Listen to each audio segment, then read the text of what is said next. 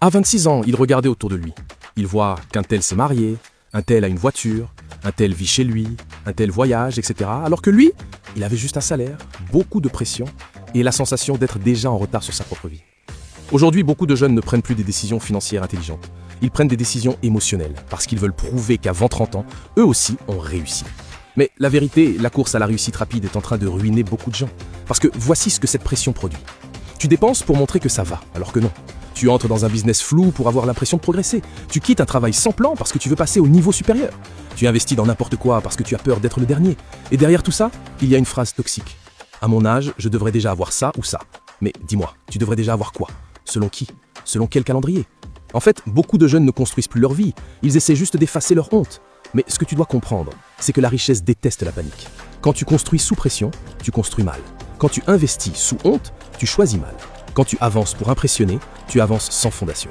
Réussir vite n'est pas le vrai sujet. Réussir de façon solide, c'est ça qui importe. Voici le plan pour sortir de cette course toxique. Étape 1, jette le calendrier social. Le mariage des autres n'est pas ton calendrier. La voiture des autres n'est pas ton calendrier. Le business des autres n'est pas ton calendrier. Tu n'es pas en retard, tu es juste influencé. Étape 2, remplace l'âge par des objectifs réels. Au lieu de dire « avant 30 ans, je dois avoir réussi », dis plutôt « d'ici 12 mois, je veux 3 mois d'épargne, 0 dette toxique, un revenu complémentaire et un système clair. Ça, c'est mesurable et ça, c'est constructible. » Étape 3, construis pour ta vie, pas pour ton image. Tout ce qui sert ton image mais détruit ta stabilité est une mauvaise décision. La vraie réussite n'est pas spectaculaire au début, mais elle le devient avec le temps. Et si tu veux aller en profondeur, j'ai créé un guide pour t'aider à construire ta stabilité financière.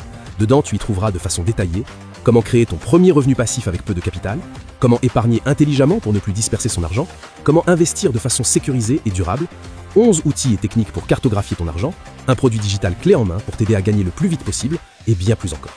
Le lien est en description. La clé d'une stabilité financière, c'est l'éducation. Sans une bonne éducation financière, tu vas toujours tomber dans les pièges qui ruinent les Africains. Donc like, commente et abonne-toi pour une éducation financière solide. À la prochaine.